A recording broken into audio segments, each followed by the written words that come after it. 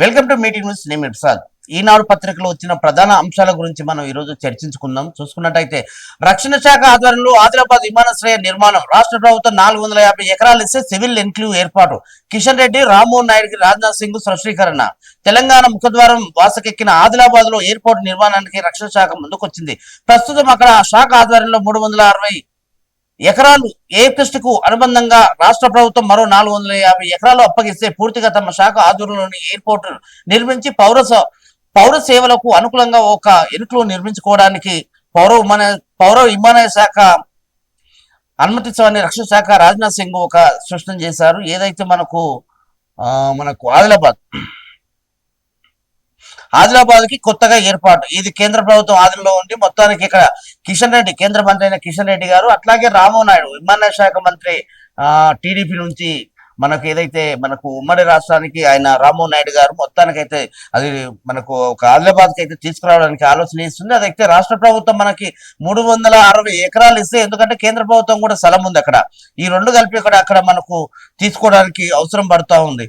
So చూసుకున్నట్టయితే రక్షణ శాఖ ఆధ్వర్యంలో ఆదిలాబాద్ విమానాశ్రయానికి నిర్మాణం, ఏదైతే మనం మొదటి పేజీలో చదువుకున్న వార్తని క్షుణ్ణంగా రెండో పేజీలోకి వచ్చినట్టయితే ఈ ఎయిర్పోర్ట్ నిర్మాణ అంశంపై కేంద్ర బొగ్గు గనుల శాఖ మంత్రి కిషన్ రెడ్డి, పౌర విమానయాన శాఖ మంత్రి రామ్మోహన్ నాయుడు, స్థానిక ఎంపీ ఎమ్మెల్యేలు గోడం నాగేశ్వర్, పాయల్ శంకర్, ఆదిలాబాద్ కలెక్టర్లు బుధవారం ఇక్కడ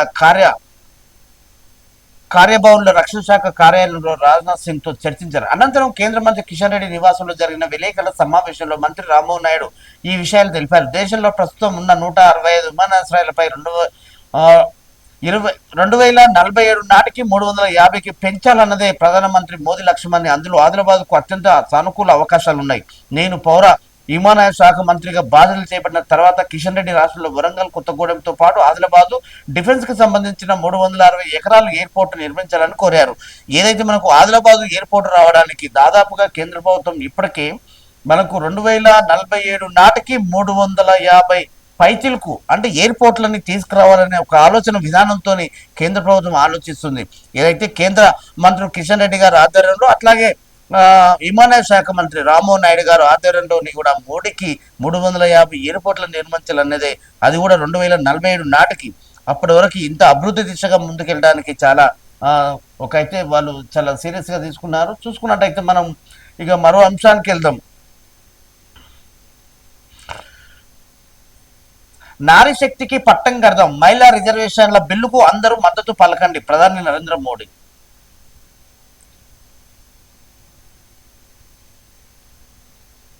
ఇక చూసుకున్నట్టయితే మహిళా బిల్లు మీద, ఒక మహిళా శక్తి మీద ఆయన ఒక స్టేట్మెంట్ అయితే ఇచ్చారు. మహిళా రిజర్వేషన్ల బిల్లుకు అందరూ మద్దతు పలకండి. రానున్న రోజుల్లో దేశంలో పండగ వాతావరణం విరువెళ్తుంది. వివిధ రాష్ట్రాల్లో జరిగే ఈ పర్వదినాల ఆనందోత్సవంలో ప్రజలు మునిగి తేలుతున్నారు. ఈ పండుగలు జరుపుకునే దేశ విదేశాల్లో భారతీయులందరికీ నా హృదయపూర్వక శుభాకాంక్షలు.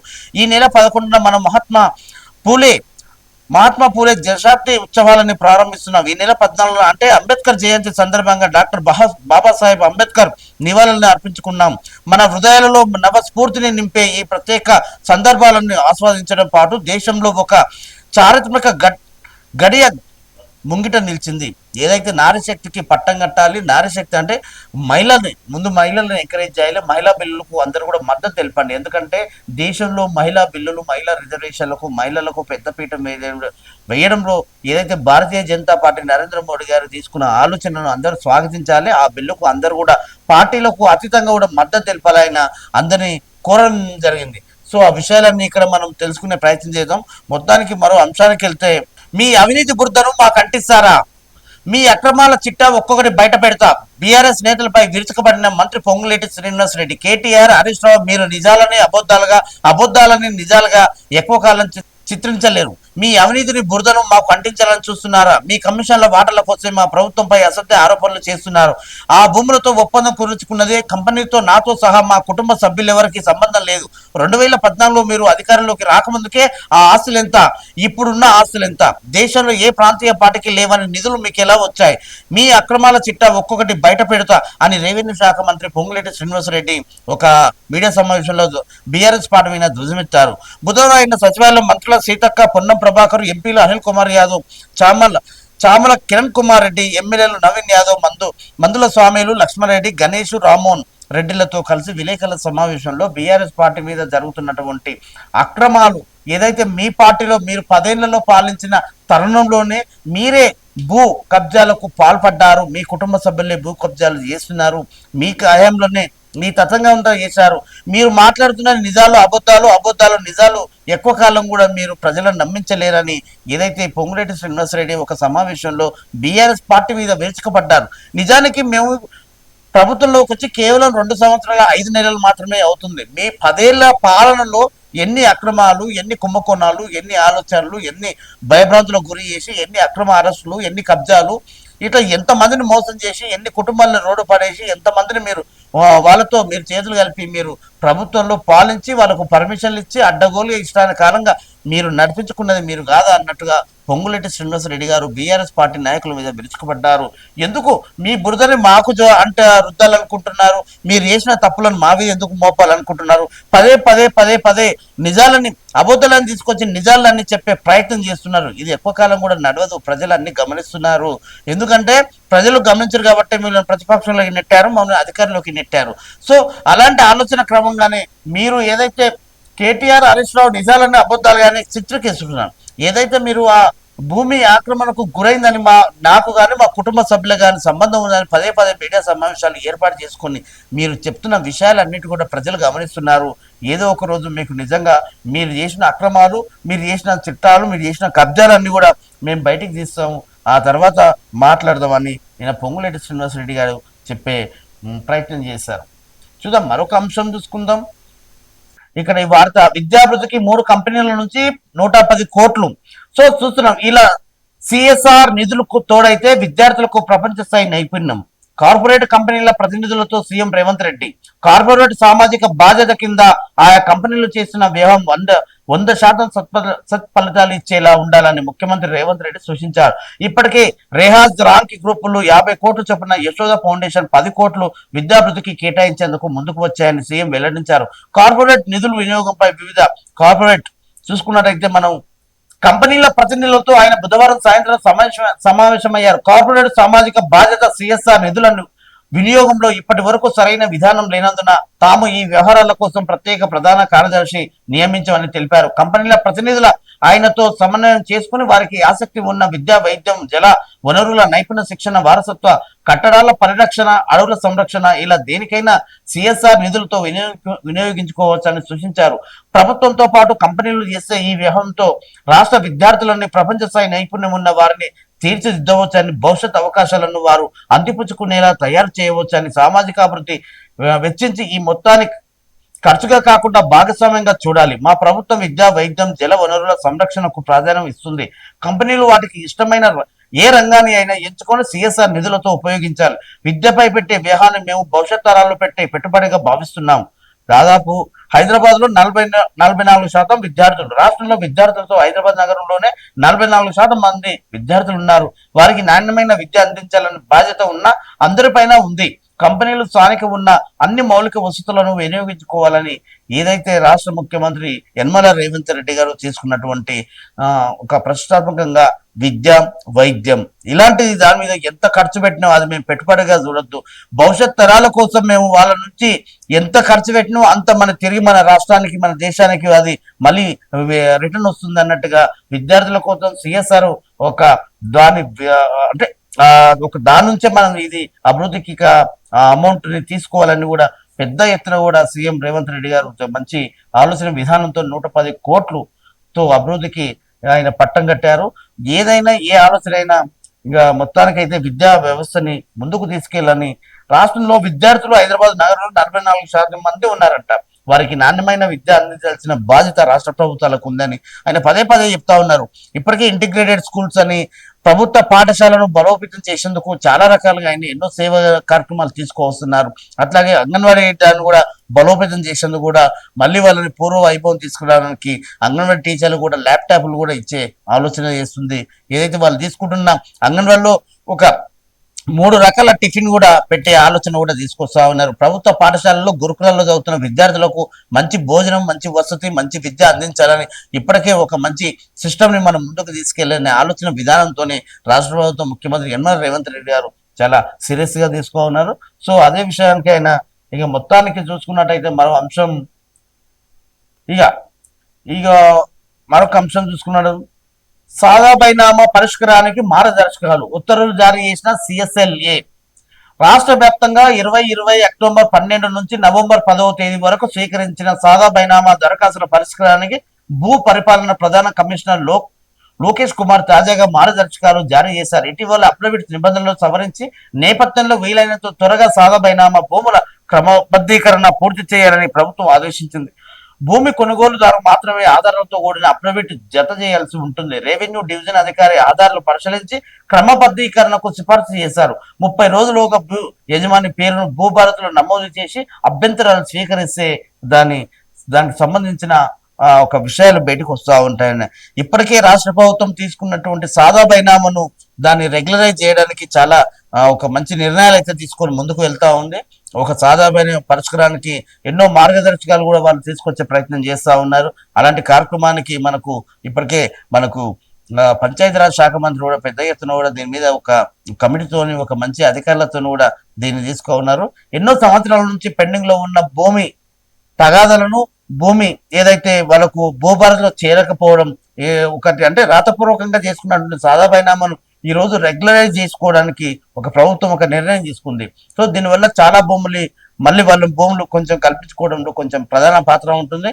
అలాంటి చాలా భూమి మీద ఉన్న కొన్ని విషయాలు పరిష్కారం అయ్యే అవసరం ఉంటుంది. ఇక మీడియా స్వేచ్ఛపై వైకాపా దాడి. ప్రజాస్వామ్యానికి పత్రికలు, ప్రసార మాధ్యమాలు 4వ స్తంభం. ప్రభుత్వ రాజకీయ పార్టీల విధి విధానాల్లో లోటుపాట్లను విశ్లేషించడం, విమర్శించడం వాటి కర్తవ్యం. దానిపై ఆయా పార్టీలకు, నాయకులకు అభ్యంతరం ఉంటే ప్రజాస్వామ్యబద్ధంగా తెలియజేయడం, లిఖితపూర్వకంగా ఖండన ఇవ్వడం సాంప్రదాయం. కానీ ఏబిఎన్ ఆంధ్రజ్యోతి ఛానల్లో ప్రసారమైన ఒక కార్యక్రమంలో మహిళలపై అభ్యంతరకర వ్యాఖ్యలు చేశారంటూ ఏబిఎన్ ఆంధ్రజ్యోతి కార్యాలయంపై వైకాపా నాయకులు దాడులకు ప్రయత్నించారు. కార్యకర్తలను ప్రేరేపించి ధర్నాలు, ఆందోళనలు చేయించడంపై తీవ్ర విమర్శలు వ్యక్తమవుతున్నాయి. సొంత కుటుంబంలోని మహిళల పట్ల ఎలాంటి కనికరం లేకుండా వ్యవహరించే జగన్ మహిళలకు కించపరిచారంటూ మీడియాపై దాడులకు ప్రేరేపించడంపై విమర్శలు వస్తున్నాయి. మంగళవారం హైదరాబాద్ లో ఏబిఎన్ ఆంధ్రజ్యోతి ప్రధాన కార్యాలయం వద్ద ఆందోళనకు దిగిన పలువురు మాజీ మంత్రులు సహా వైకాపా నాయకులు కార్యాలయంలోకి దూసుకెళ్లి ప్రయత్నం చేశారు. తిరుపతిలో వైకాపా నాయకులు నానా యాగం చేసి ఆంధ్రజ్యోతి పత్రిక ప్రతినిధి ఎండి రాధాకృష్ణ ఫోటోలను తగలబెట్టారు. బుధవారం కూడా రాష్ట్ర వ్యాప్తంగా పలుచోట్ల ఏబిఎన్ ఆంధ్రజ్యోతి కార్యాలయాలపై ఇక చూసుకున్నట్టయితే ప్రధాన ఫోర్స్ స్టడీగా చెప్పుకుంటున్న మీడియాని తొక్కించాలి వాళ్ళ ఆలోచన. అంటే ఏదన్నా ఒక మీడియా సంస్థ ఒక చాలా విషయాలు, చాలా అంశాలు, చాలా కొన్ని రియాలిటీ స్టోరీలు, కొన్ని బ్యాక్ సైడ్ జరిగిన విషయాలను, నిజాలను కూడా కళ్ళకు కట్టినట్టు చూపే ప్రయత్నం చేస్తూ ఉంటుంది మీడియా.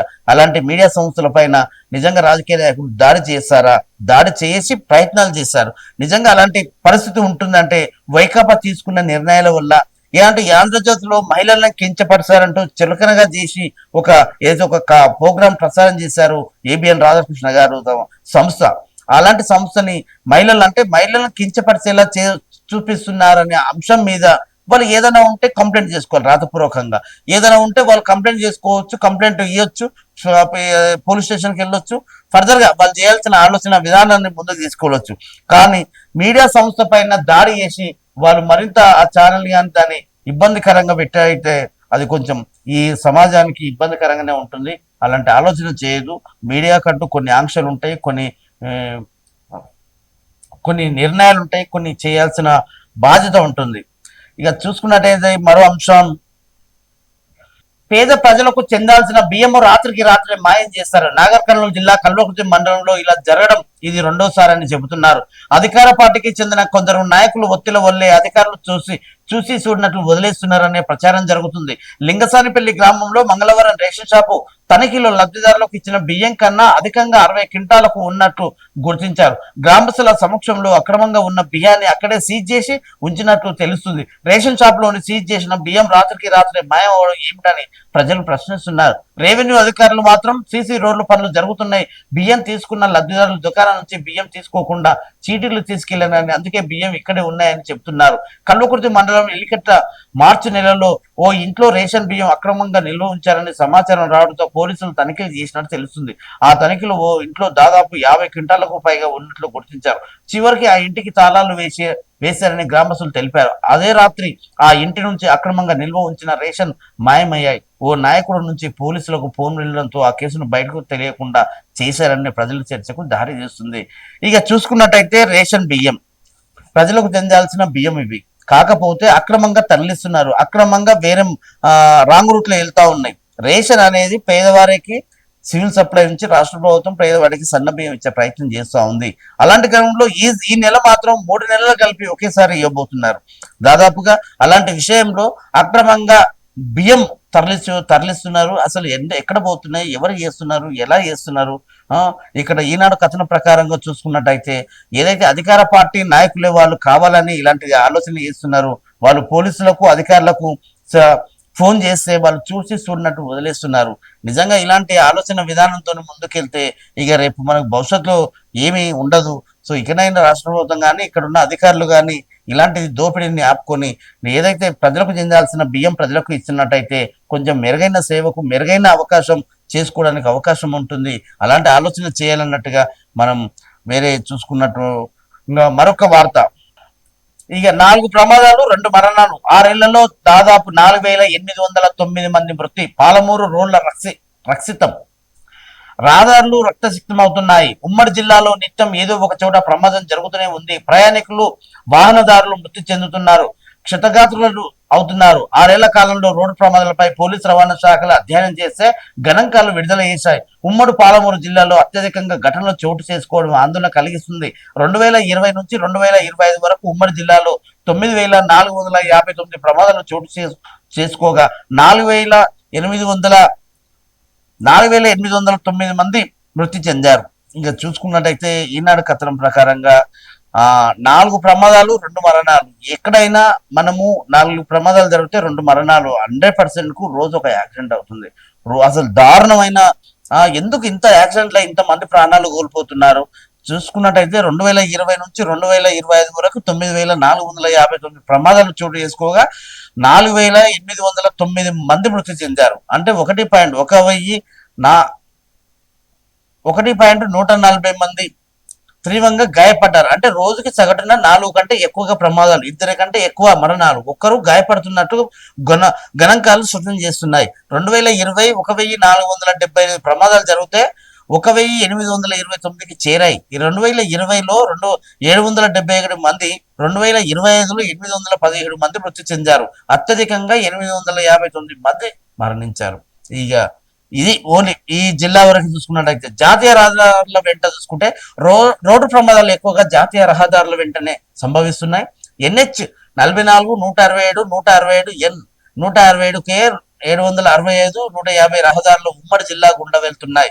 ఆయా రహదారుల వెంట లింకు రోడ్లలో తరచు ఘటనలు జరుగుతున్నాయి. అతివేగం నిబంధనలు పాటించక అతివేగం ఓవర్టేక్ చేస్తూ జరిగిన ప్రమాదాలే అత్యధికంగా ఉన్నాయి. నిద్ర మధ్యలో మద్యం తాగి వాహనాలు నడుపుతుండటంతో కారణమే అని నియంత్రణ లేని వేగంతో పాటు రోడ్డు భద్రతా ప్రమాణాలు పాటించకపోవడం వల్లే ఘటనలు జరుగుతున్నాయి.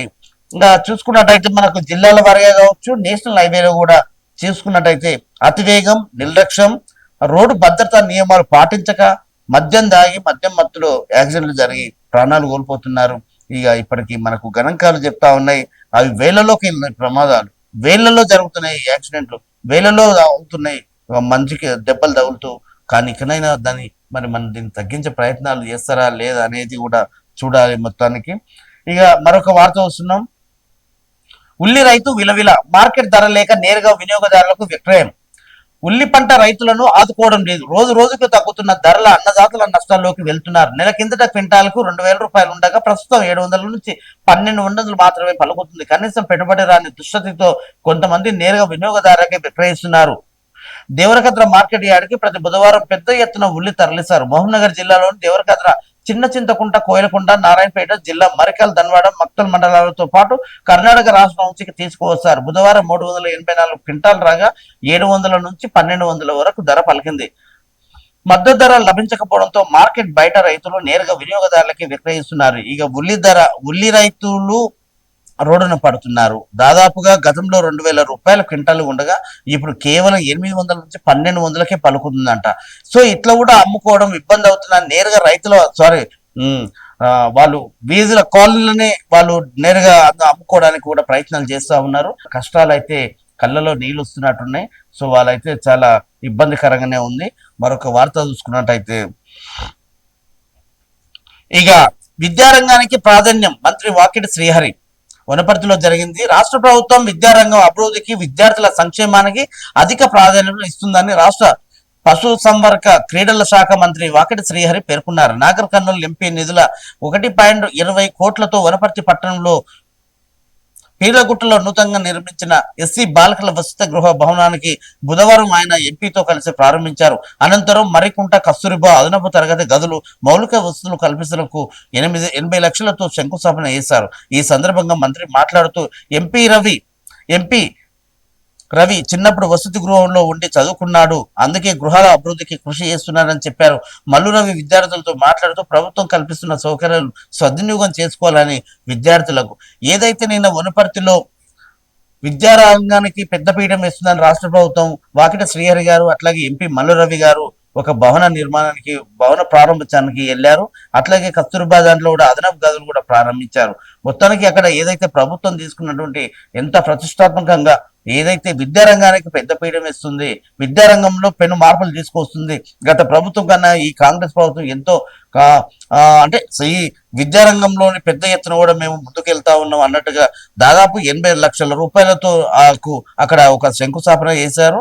ఇక అభివృద్ధి కోసమే వాళ్ళు ఎంపీ మల్లురవి గారు వాకిటి శ్రీహరి గారు కూడా అక్కడ ఉన్న మెగారెడ్డి ఇక్కడ శివసేన రెడ్డి వీళ్ళందరూ కూడా పాల్గొని ఈ కార్యక్రమంతో విద్యార్థులు కూడా వాళ్ళతో మాట్లాడే ప్రయత్నం చేశారు. విద్యారంగాన్ని మీకు కల్పించిన వసతులు, మీరు కల్పించిన అవకాశాలు, మీరు కల్పిస్తున్న అవన్నిటి కూడా మీరు అందరూ కూడా సద్వినియోగం చేసుకోవాలని కూడా మల్లీరావు గారు పిల్లలతో మాట్లాడి, నేను కూడా చిన్నప్పుడు ఇలాంటి హాస్టల్లో ఉండి చదువుకొని నేను ఈ స్థాయికి వచ్చాను, మీరు కూడా అందరు కష్టపడి చదువుకొని మంచి స్థాయికి వచ్చి ప్రజలకు సేవ చేసుకోవాల్సిందిగా మీరు మంచి ఆలోచన విధానంతో ప్రతి ఒక్కరు కూడా ఒక గోల్ పెట్టుకొని చదవాలని, ఆ చదువును కూడా మీరు అందరు సద్వినియోగం చేసుకోవాలని వాళ్ళు నేను పిల్లలతో మాట్లాడడం జరిగింది. సో మొత్తానికి ఈ రోజు ఈనాడు పత్రికలో వచ్చిన ప్రధాన అంశాలు ఇవ్వండి. మళ్ళీ రేపు మీ ముందుకు వస్తాను, చూస్తూనే ఉండండి మీ టీవీ న్యూస్. నేను మీ ప్రసాద్.